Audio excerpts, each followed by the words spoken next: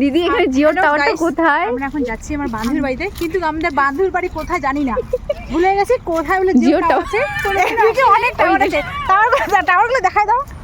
Tower অনেক আছে কিন্তু আমরা জানি না কোথায় বাড়ি। জিও টাওয়ার কোনোদিন আসিনি, ফার্স্ট টাইম এসেছি।